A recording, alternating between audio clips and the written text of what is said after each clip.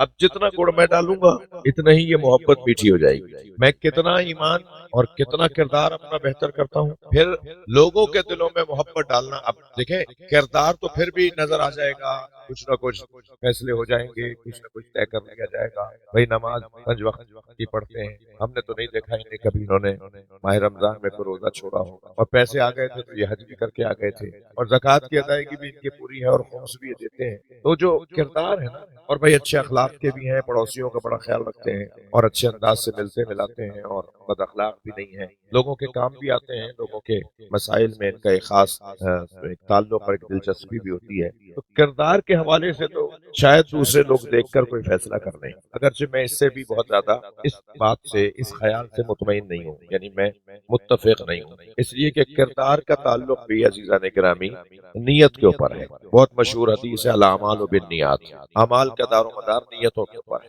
کیا معلوم مجھے روزہ رکھ رہا ہے، کیا معلوم مجھے نماز وقت پہ پڑھ رہا ہے، کیا معلوم مجھے حج کر کے آیا ہے، کیا معلوم کہ ہر عبادت کے پیچھے اس کی کوئی ذاتی غرض ہو، کوئی اور اس کا مطلب ہو، کوئی اور اس کی خواہش ہو، کوئی اور مفاد اس کا ہو. تو یہ تو معاملہ ہم تو ظاہر کو دیکھ کر فیصلہ کر سکتے ہیں، حقیقت تو ہم نہیں جانتے. اب یہ جو اللہ کہہ رہا ہے نا کہ صاحبان ایمان اور صاحبان کردار کی محبت لوگوں کے دلوں میں اللہ ڈالتا ہے، یہ کام واقعی اللہ کا ہے. صلوات پڑھے محمد والے. اس لیے کہ ایمان کے بارے میں تو ہم ایک دوسرے کے بارے میں بالکل ہی کچھ فیصلہ نہیں کر سکتے. ہم نہیں طے کر سکتے کس کا ایمان کتنا ہے، کس کا ایمان کس گہرائی کا ہے، کتنا سنگین ہے، کتنا سچا ہے، کتنا واقعی ایمان ہے. اس لیے کہ تاریخ میں بھی بہت کچھ ملتا ہے، مشاہدات بھی ہے کہ بہت سارے لوگ بہت آپ کے ساتھ کسی انجمن میں شامل ہو جائیں گے، آپ کے ساتھ کسی قافلے میں شامل ہو جائیں گے، آپ سے متفق ہو جائیں گے، مگر کچھ عرصے بعد پتہ چلے گا کہ بھئی ان کا تو ہمارے ساتھ فلاں صاحب چل رہے تھے، ان سے کوئی معاملہ تھا، کوئی دوستی تھی، کوئی تعلق تھا، کوئی غرض تھی، کوئی لالچ تھی، کوئی مطلب تھا، اس لیے ہمارے ساتھ آئے تھے. وہ مطلب جیسے پورا ہوا، اب آج کل آ نہیں رہے، آج کل نظر نہیں. تو ہم نہیں طے کر سکتے کہ کون کتنا بڑا مومن ہے، ہم نہیں طے کر سکتے کہ کون کتنا بڑا با کردار ہے. کردار کا تعلق بھی وہ دل کی کیفیتوں سے ہے. کردار کا وزن بھی بڑھتا چلا جاتا ہے جب دل کی کیفیتیں سچی اور سنگین اور خالص ہوتی چلی جاتی ہیں. ہر ایک کی نماز بھی ایک جیسی نہیں، ہر ایک کا روزہ بھی ایک جیسا نہیں. تو یہ تو طے ہے کہ نہ ایمان کے حوالے سے ہم فیصلہ کر سکتے ہیں ایک دوسرے کے بارے میں. اور اگر ظاہری چیزوں کو لے لیں کہ صاحب حدیث مبارکہ میں آیا ہے، صلوات پڑھیں ذرا محمد والے. ایمان جو ہے وہ اقرار باللسان ہے اور عمل بالجوارح ہے.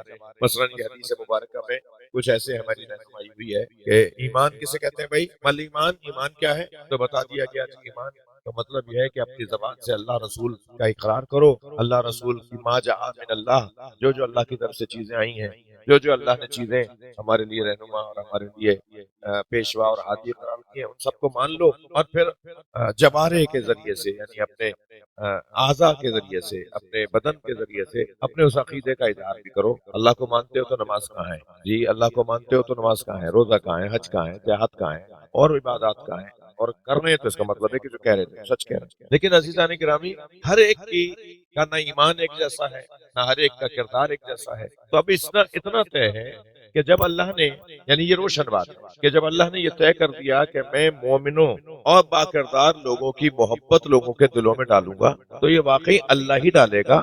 محبت کہیں سے خریدی نہیں جا سکتی، محبت کہیں سے مول نہیں لی جا سکتی. محبت اللہ ڈالے گا تو وہی محبت ہوگی، ورنہ لالچ بھی ہو سکتی ہے، مطلب بھی ہو سکتا ہے، کوئی اور مطلب ہو، کوئی اور غرض بھی ہو سکتی ہے. اب یہ جب اللہ محبت ڈالتا ہے نا، تو بھائی اس کا معاملہ کچھ اور ہے، پھر کوئی محبت نکال نہیں سکتا. پھر وہ بندہ کہ جس کی محبت اللہ نے لوگوں کے دلوں میں ڈالی ہوگی نا، اس کو کچھ وقتی طور پر دنیا اس کے ساتھ ظلم اور زیادتی کر لے گی، مگر وہی ظلم کرنے والا بھی کہے گا میں غلط کر رہا ہوں، میں زیادتی کر رہا ہوں. یہ جو کیفیت ہے نا کہ لوگوں کے دلوں میں محبت کا آ جانا، یہ اسی دنیا میں با ایمان اور با کردار لوگوں کو ایک اللہ کا انعام ہے. مرنے کے بعد کیا ملے گا، آخرت کے بعد آخرت میں کیا ملے گا، اور عالم محشر میں کیا ہوگا، اور جنت میں کیا ہوگا، وہ ایک لمبی لسٹ ہے. ممکن ہے یہ بچہ، یہ جوان کہے کہ مولانا یہ کس نے دیکھا، اللہ یعذ باللہ معاذ اللہ، یہ کس نے دیکھا کیسا ہوگا. لیکن عزیزان گرامی، اسی دنیا میں اللہ جس کو نقد کا سودا کہے،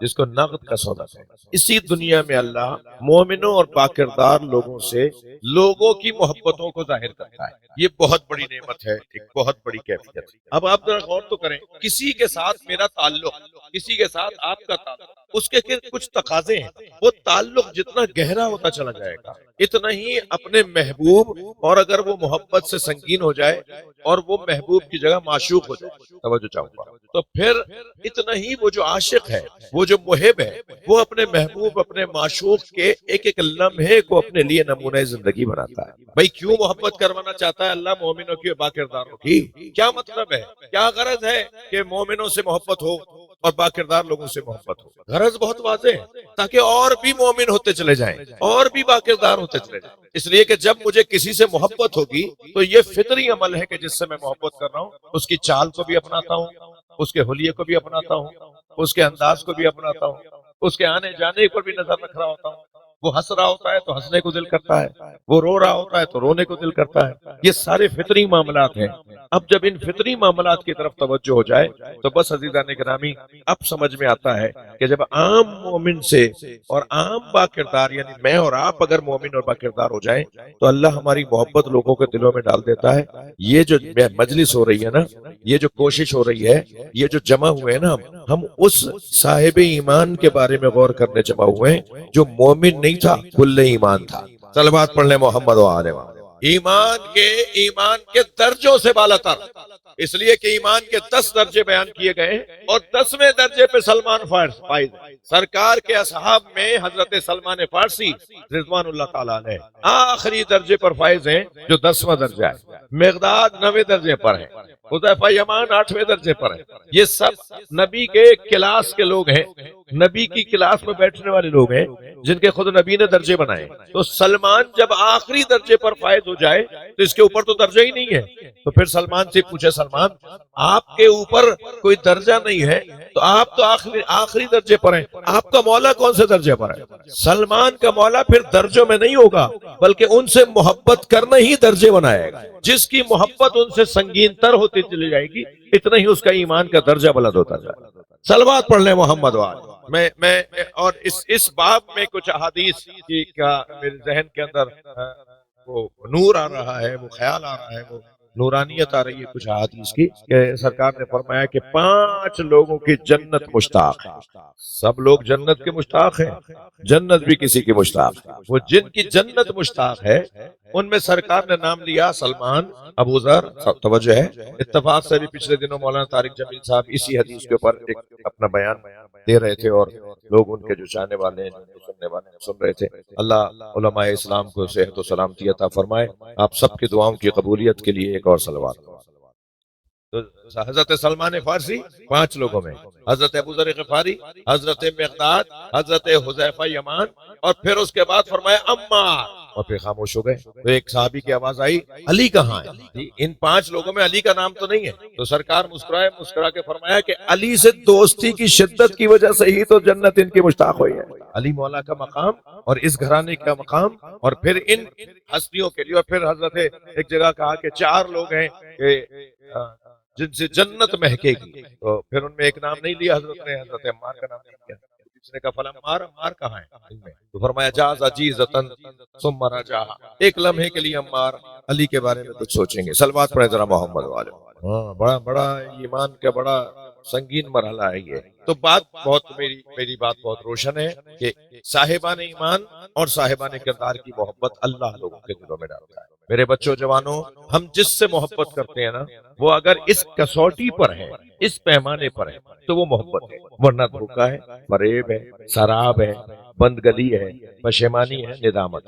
آپس میں بھی دوستی اگر کرنی ہے تو اسی قاعدے اور کسوٹی پہ دوستی کرنا کہ فلاں میرا جو دوست ہے وہ مومن ہے یا نہیں، فلاں جو میرا دوست ہے وہ کردار کا اچھا ہے یا نہیں، ورنہ کچھ عرصے تک تو یہ دوستی چلے گی. اور پھر اگر گناہوں کی بنیاد پر دوستی ہوئی ہوگی، اگر گناہوں کی بنیاد پر مل کر یہ گناہ ساتھ کریں گے، اس بنیاد پر دوستی چل رہی ہوگی، تو پھر حدیث مبارکہ یہ کہتی ہے کہ یہی دوستی آخرت میں دشمنی میں تبدیل ہو جائے گی. یہی جو اس دنیا میں ایک دوسرے کے دوست بن کر گناہوں میں مدد کر رہے تھے، یہی قیامت میں ایک دوسرے کے شدید دشمن ہو جائے. لہذا ہر ہاتھ ملانے والا دوست نہیں ہوتا، ہر ساتھ بیٹھنے والا دوست نہیں ہوتا، ہر ایک سے مسکرا کے بات کرنا یہ دلیل نہیں ہے کہ ہم اس سے دوستی کرنا چاہتے ہیں. اخلاق اسلامی کا تقاضا ہے کہ چہرہ ابوسن قمطرینہ نہ ہو، چہرہ اترا ہوا اور بگڑا ہوا نہ ہو. بڑھ کر سلام بھی کرو اور سلام کا جواب بھی خوش اخلاقی سے دو، مگر یہ دلیل نہیں ہے کہ ہم اس کے دوست ہیں. عزیزان گرامی، یہ جو محبت ہے نا، یہ اللہ نے جب طے کر لیا کہ مومنوں کی محبت اور پاکردار لوگوں کی محبت لوگوں کے دلوں میں ڈالے گا، تو ہم تو ان کے دروازے پر اپنی محبت کا اظہار کرنے کے لیے بیٹھے ہیں کہ جن کی محبت ہی ہماری دنیا اور آخرت کی کامیابی ہے. میری ضرورت ہے بھائی اہل بیت، میری مجبوری ہے یہ گھرانہ، میری ضرورت ہے اس گھرانے سے جڑنا. اہل بیت کا علم جہاں ان کی فضیلت ہے وہاں میری ضرورت ہے. اہل بیت کی شجاعت جہاں ان کی عظمت ہے وہاں امت کی ضرورت ہے. اہل بیت کی سخاوت جہاں ان کی فضیلت ہے وہاں امت کی ضرورت ہے. جتنے بھی اہل بیت کے فضائل آپ لیتے سوچتے چلے جائیں، عصمت جہاں عظمت اہل بیت ہے وہاں ضرورت دین اسلام ہے. یہ جیسا تھا ویسا ہی محفوظ رہا. اس کی دلیل کیا ہے؟ جیسا اللہ نے بھیجا تھا یہ ویسا ہی ہے. یہ جواب صرف اور صرف وہاں آئے گا جہاں آپ اس بات کو مان لیں گے کہ جن کے ہاتھ میں دین دیا گیا وہ معصوم ہاتھ، ان کے گناہوں کا گزر نہیں.